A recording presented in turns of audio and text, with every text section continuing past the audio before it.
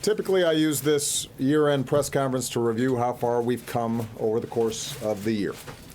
Today, understandably, I'm going to talk a little bit about how far we've come over the past 8 years. As I was preparing to take office, the unemployment rate was on its way to 10%. Today, it's at 4.6%, the lowest in nearly a decade.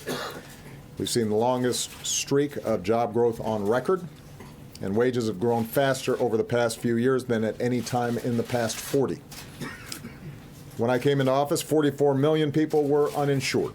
Today, we've covered more than 20 million of them.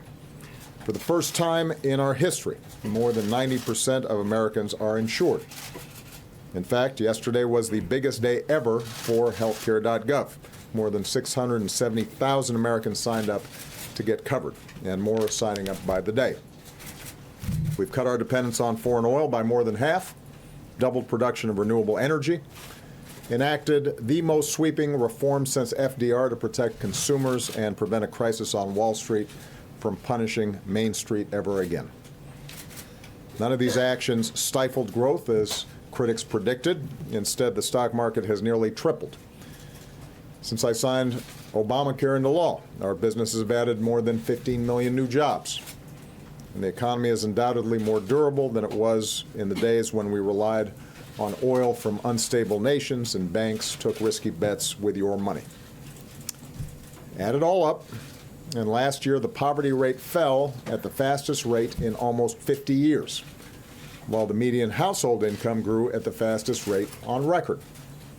In fact, income gains were actually larger for households at the bottom and the middle than for those at the top.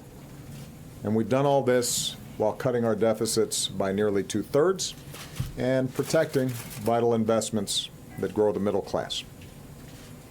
In foreign policy, when I came into office, we were in the midst of 2 wars. Now nearly 180,000 troops are down to 15,000.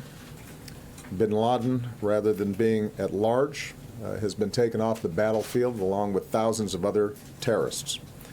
Over the past 8 years, no foreign terrorist organization has successfully executed an attack on our homeland that was directed from overseas.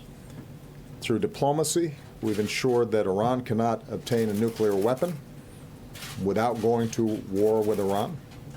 We opened up a new chapter with the people of Cuba, and we brought nearly 200 nations together around a climate agreement that could very well save this planet for our kids.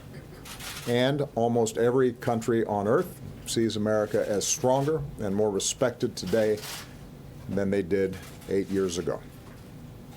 In other words, by so many measures, our country's stronger and more prosperous than it was when we started. It's a situation that I'm proud to leave for my successor. And it's thanks to the American people for the hard work that you've put in, the sacrifices you've made for your families and your communities, the businesses that you started or invested in, the way you looked out for one another. And I could not be prouder to be your president. Of course, to tout this progress doesn't mean that we're not mindful of how much more there is to do. In this season in particular, we're reminded that there are people who are still hungry, people who are still homeless, people who still have trouble paying the bills or finding work after being laid off. There are communities that are still mourning those who have been stolen from us by senseless gun violence, and parents who still are wondering how to protect their kids. And after I leave office, I intend to continue to work with organizations and citizens doing good across the country on these and other pressing issues to build on the progress that we've made.